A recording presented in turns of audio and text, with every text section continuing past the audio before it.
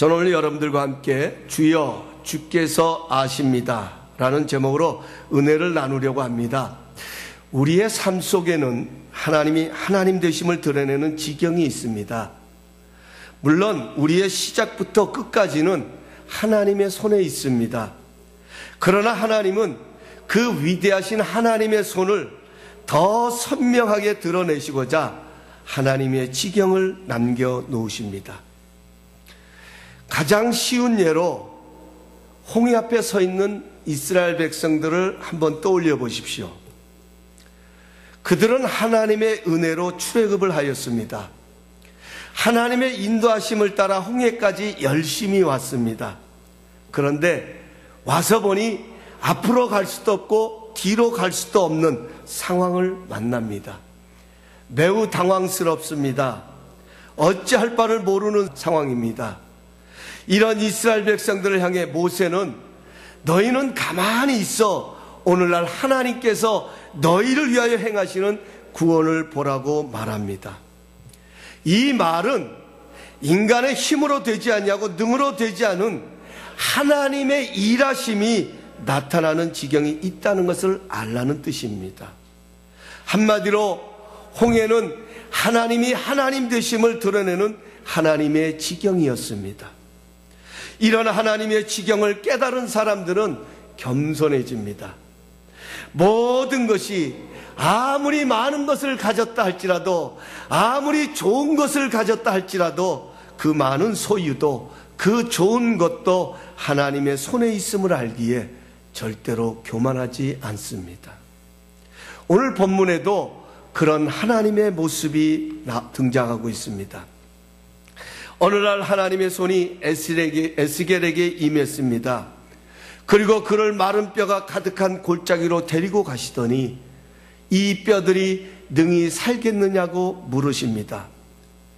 여기 마른 뼈들은 바벨론의 포로가 되어서 살아있어도 죽은 것 같이 희망도 없고 소망도 없는 이스라엘 백성들을 묘사하고 있는 것입니다. 이스라엘 백성들은 나라를 잃어버렸을 뿐만 아니라 하나님을 찾지도 아니하고 서로를 핍박하고 미워하며 살아갑니다. 거기다가 성전은 붕괴되었고 우상 숭배가 가득합니다. 하나님이 계셔야 할 자리에 다른 것을 두고 살아갑니다. 도저히 하나님을 향한 사랑을 찾아볼 수가 없습니다. 정말 엉망진창입니다. 에스겔 선지가 보아도 이스라엘 백성들의 회복의 가능성은 제로입니다. 이런 에스겔 선지자에게 하나님께서 물으십니다. 이 마른 뼈들은 내가 사랑했던 약속의 백성들이다. 그런데 그들은 말라 비틀어져 생명도 없고 아무렇게나 지금 뒹굴고 있다.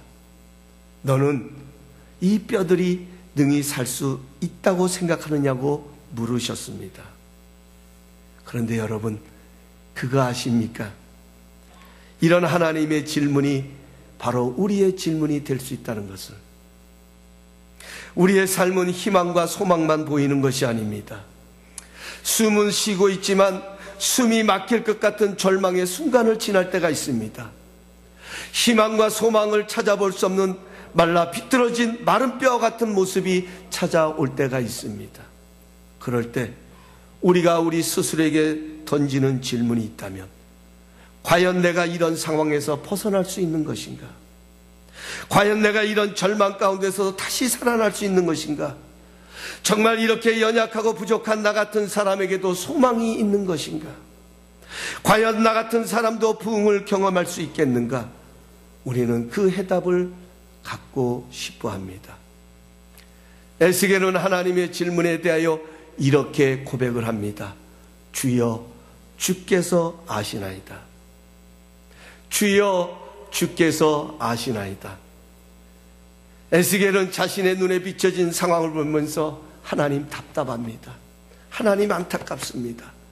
살기는 살아야 하겠는데 이런 마른 뼈 속에서 무슨 희망을 찾을 수나 있겠습니까? 얼마든지 자신의 눈에 비춰진 대로 말할 수도 있었을 것입니다.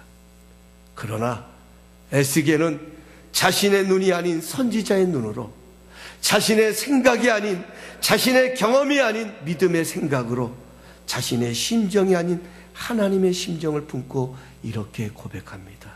주님, 주께서 아시나이다. 이 마른 뼈들이 살아날 수 있는지 우리는 알 수 없습니다.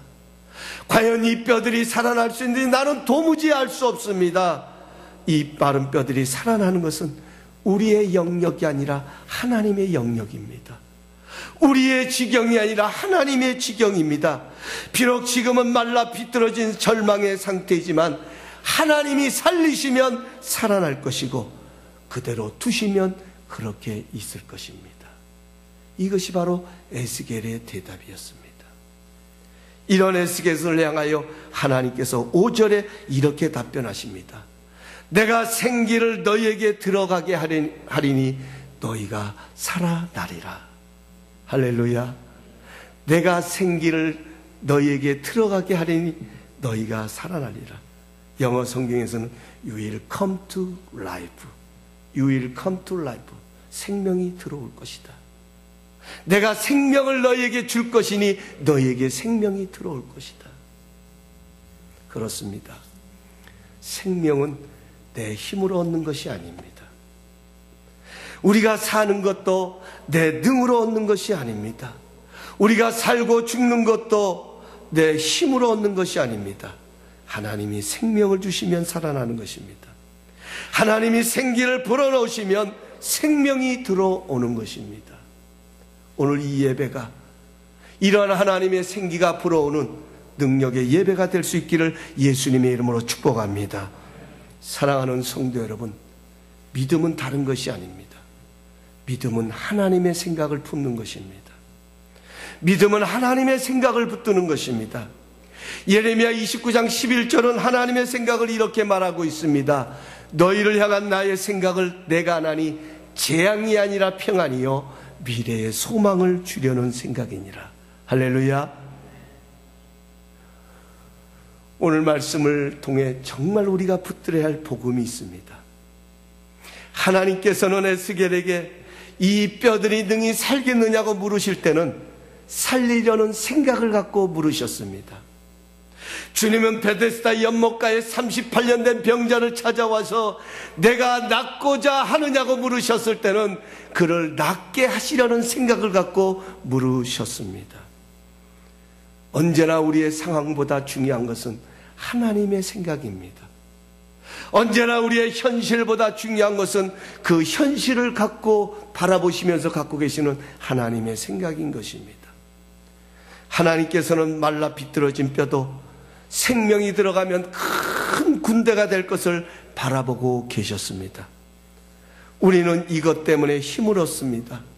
마른 뼈에 생명을 주시는 것은 하나님의 영역입니다. 아무리 말라 비틀어진 인생도, 아무리 망가진 인생도, 아무리 소망이 없는 인생도, 아무리 절망 가운데 살아가는 인생도 주님의 생명이 들어가면 변화되고 다시 소생함을 얻습니다.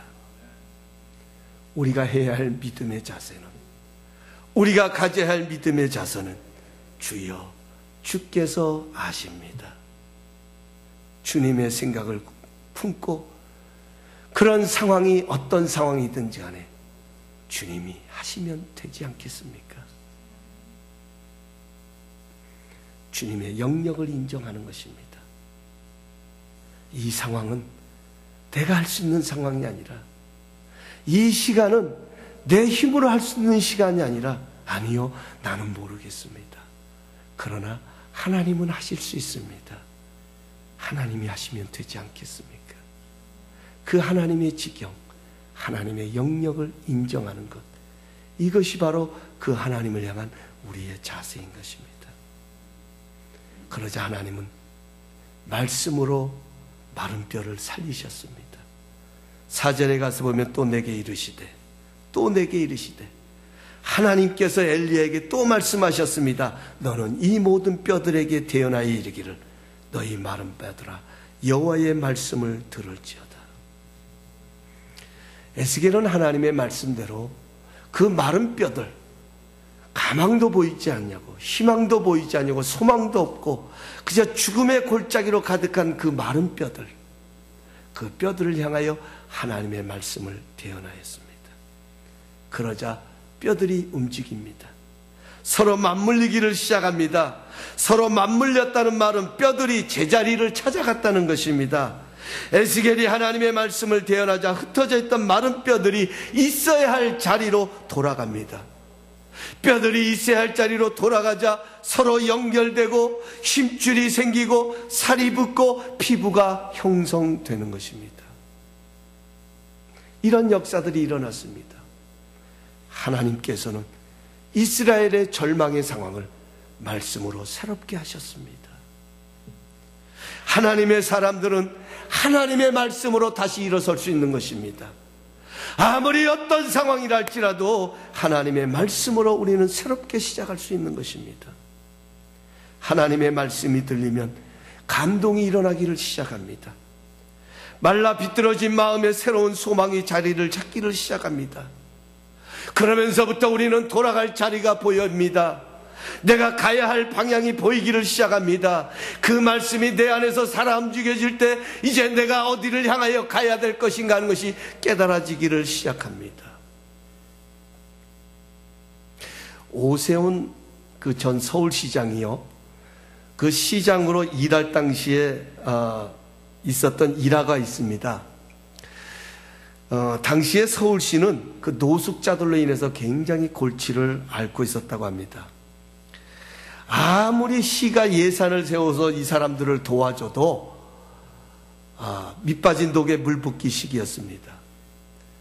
그래서 도저히 안 돼서 이 노숙자 400명을 특별히 선발해가지고요, 선발을 해가지고 그 대학 교수들로 구성을 해서 그 교수들에게 위탁교육을 시켰다는 것입니다.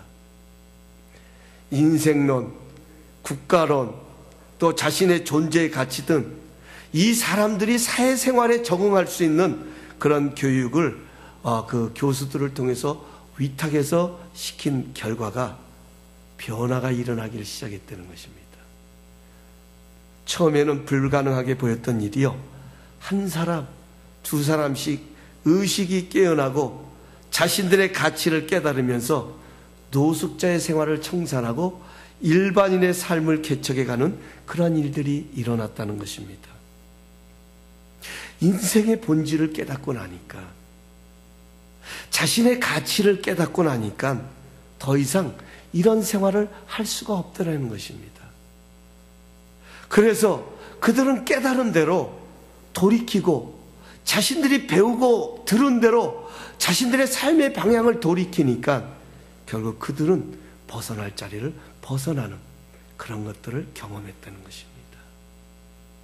여러분, 세상의 전문가의 강연을 듣고도 감동을 받아서 자신의 삶을 옮기는데, 하물며 살아계신 하나님의 말씀을 듣고 그 말씀을 향하여 우리의 발걸음을 옮긴다면 얼마나 큰 역사가 일어날까요? 하나님은 말씀으로 천지를 창조하셨습니다. 그 하나님께서는 지금도 말씀으로 우리를 새롭게 창조해 가십니다. 이 말씀을 향해 내 삶의 방향을 옮길 때 하나님이 하나님 되심을 경험하는 부흥이 일어나게 되는 것입니다. 소돔과 고모라가 멸망할 때도 아브라함의 조카 롯은 하나님의 특별한 은혜를 입었습니다. 그러나 롯의 사이들은 하나님의 말씀을 농담으로 여겼다가 멸망하고 말았습니다. 하나님의 말씀은 농담으로 여길 만큼 가벼운 것이 아닙니다. 하나님의 말씀은 우리를 살리는 능력이 있습니다. 말라 비뚤어진 마른 뼈에도 하나님의 말씀을 대언하자 살이 되고 힘줄이 되어지는 그런 소생함의 역사가 일어났습니다. 사람은, 여러분과 저는요, 이 땅의 모든 인생은 하나님의 입에서 나오는 말씀으로 산다고 말씀하고 있습니다. 하나님의 말씀이 흘러 들어가는 곳에 부흥이 일어납니다. 하나님의 말씀이 들려지는 곳에 소생함의 역사가 일어납니다. 아무리 절망적인 상황일지라도, 아무리 희망이 보이지 아니고 소망이 보이지 않은 마른 뼈와 같은 그런 상황일지라도 하나님의 말씀이 들려지기를 시작하면 그 말씀이 우리의 삶을 이끌어가기를 시작합니다. 그 말씀이 우리의 삶을 앞서가기를 시작합니다. 우리는 그 말씀을 향하여 우리의 삶을 돌이킬 때에 그 절망의 자리, 그 희망이 없고 소망이 없는 그런 자리를 벗어날 수 있는 것입니다. 우리 다이아몬드 감사님교회 성도님들은 하나님의 말씀을 귀히 여기심으로 하나님의 일하시는 지경을 경험하시는 그런 삶의 역사가 여러분의 삶의 현장 여기저기서 일어나시기를 예수님의 이름으로 축복합니다. 예수님의 이름으로 축복합니다. 이렇게 하나님의 말씀을 대언하고 나니까 이 말씀이 하나님의 생기가 들어갔습니다. 그러니까 생명이 회복되는 역사가 일어납니다. 마치 하나님께서 아담을 흙으로 지으시고 생기를 불어넣으니 생명이 된 것처럼 하나님의 숨결, 하나님의 영이 들어가니 살아나는 역사가 일어났다는 거예요. 우리는 무엇으로 살아가느냐 하는 것을 말하고 있는 것입니다. 제가 어느 책에서 읽었던 참 재밌는 이야기입니다. 제가 이것을 읽고서 웃었습니다. 한국에서 어떤 권사님의 아드님이 저 멀리 호주로 이민을 갔습니다. 그것에서 얼마나 많은 재물을 모았던지 떵떵거리고 살 만큼 그렇게 넉넉하고 여유있게 되었다는 것입니다. 얼마나 감사한지 늘 어머니는 그 아들과 며느리에게 전화를 할 때마다 꼭 빠지지 않고 당부하는 것이, 얘들아, 모든 것이 하나님의 은혜다. 우리는 하나님의 은혜 때문에 살아가는 것이다. 그러니까 절대로 주일날 교회 빠지지 말고 꼭 교회 나가서 예배드리고 하나님을 경외하는 그런 신앙생활을 하라고 신신당부를 했다고 합니다. 그러나 어느 날 이 어머니가 아드님에게 전화를 해서 오늘 교회 갔다 왔냐고, 오늘 어땠냐고 안부 전화를 했더니 아드님이 참 좋았다고, 너무너무 오늘 정말로 좋았어요 어머니, 자랑을 늘어놓더랍니다. 그래서 그 어머니가, 그래, 그런데 네가 나가는 그 교회가 어떤 교회냐, 네가 출석하는 교회는 어떤 교회냐, 교회 이름을 물어보니까 이 아들이 하는 얘기가 푸른 초장 교회라고 이야기를 합니다. 그래서 어머니는 호주에 푸른 초장 교회가 있는 줄 알았답니다. 그런데 나중에 알게 된 것이 골프장이었다는 것입니다. 너무 제가 어렵게 설명을 드렸나 봐. 여러분, 우리는 절대로 우리의 힘으로 살아가는 것이 아닙니다. 우리는 절대로 내가 가진 것 갖고 살아가는 것 아닙니다. 우리는 하나님의 힘으로 살아가는 것입니다. 내 힘으로 안 되고 능으로 안 되는 것, 우리는 하나님의 영으로 되는 것입니다. 그러므로 우리 인간은 하나님을 떠나면 생기를 잃어버리게 됩니다. 마른 뼈만 남게 됩니다. 하나님을 떠난 가정, 하나님을 떠난 국가, 하나님을 떠난 기업, 하나님을 떠난 인생은 다 뼈만 앙상하게 남게 됩니다. 겉으로 보기엔 웅장한지 몰라도 그 안에는 생명이 없는 것입니다. 결국 인간의 문제는 하나님을 가까이 함으로 하나님과의 관계가 회복됨으로 해결되는 것입니다. 왜 그렇습니까? 왜 하나님과의 관계가 중요할까요? 그곳에는 하나님의 영이 있기 때문입니다. 하나님의 생명이 들어가면 살아나는 것입니다. 그러므로요, 오늘 이 말씀을 보면서 우리는 항상 좋은 것을 보아야 되고 항상 좋은 생각을 해야 되겠지만, 그러나 우리의 상황은 그렇지 못할 때가 있습니다. 부족할 때도 있고요. 또 우리의 상황은 어렵고 힘들 때도 있습니다. 그럴 때 우리는 절대로 부족한 것, 연약한 것, 안 되는 것만 보면 안 됩니다. 그럴수록 할 수 있게 하시는 성령님을 의지해야 합니다. 하나님의 영을 간구해야 합니다. 그럴 때 살아나는 역사가 일어납니다. 이제 말씀을 맺겠습니다. 믿음은 하나님의 생각을 붙드는 것입니다. 하나님의 생각은 살리는 것입니다. 도적이 오는 것은 죽이고 멸망시키는 것이지만 내가 온 것은 생명을 얻되 더 풍성히 얻게 하려 하심이라고 말씀하십니다. 예수님께서 말라 비뚤어진 도저히 희망도 없고 소망도 없고 내일을 알 수 없는 영원히 멸망받을 수밖에 없는 이 비뚤어진 세상에 오신 것은 어떻게 하든지 우리를 살리시려는 하나님의 생각 때문입니다. 우리는 상황을 보면 과연 내가 다시 살아날 수 있을까 염려가 되는 것도 사실입니다. 우리는 상황을 바라보고 상황을 생각하면 과연 이것이 소생함을 얻을 수 있을까? 부흥은 찾아올 것인가? 의심이 생기기도 합니다. 이럴수록 우리는 하나님의 생각을 품어야 합니다. 선지자를 골짜기로 데려간 것도 마른 뼈들에게 대언케 하신 이도 생기가 들어가게 하신 이도 오직 하나님이십니다. 우리가 수고하고 잘해서 이루어진 것이 아닙니다. 다윗의 물맷듯이 골리앗을 쓰러뜨린 것이 결단코 아닙니다.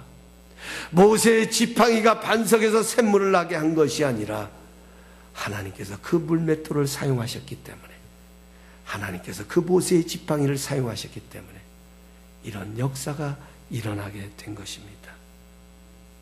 우리의 삶에는 성실히 일하시는 하나님의 모습을 발견하는 영역이 있다는 것입니다. 지경이 있다는 것입니다. 지금도 하나님께서는 그 지경을 바라보시면서 우리에게 물으십니다. 이 뼈들이 능히 살겠느냐? 살리려는 생각을 갖고 찾아오신 하나님께서 지금도 도저히 희망을 찾아볼 수 없는 그 절망 가운데 있는 우리를 향하여 물으십니다. 이 뼈들이 능히 살겠느냐? 그 하나님을 향한 우리의 믿음의 고백이 있다면 주여, 주께서 아십니다. 우리 한번 고백하십시다. 주여, 주께서 아십니다. 나는 모릅니다. 우리는 할 수 없습니다. 내 힘으로 되는 것이 아닙니다. 내 능으로 되는 것이 아닙니다. 주님이 하시면 됩니다. 주님이 살리시면 살아납니다. 여러분, 이 한 주간 주여, 주께서 아십니다. 이런 믿음을 가지고 하나님의 지경을 경험하며 살아가시는 우리 성도님들 되시기를 예수님의 이름으로 축복합니다.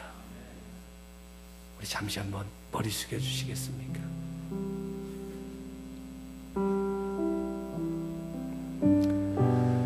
여러분, 우리가 만나는 상황은요, 항상 우리에게 만족을 주기 때문에 우리는 이 세상을 당당하게 살아갈 수 있는 것이 아닙니다.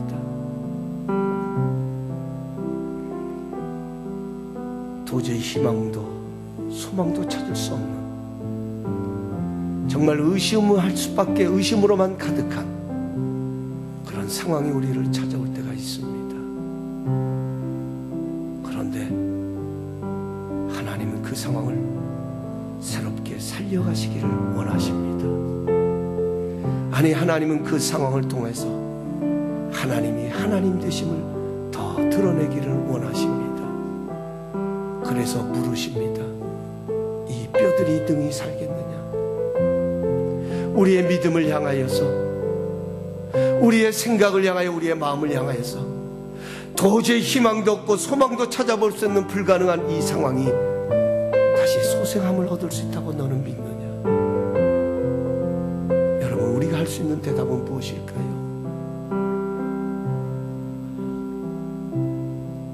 주님이 하실 수 있습니다.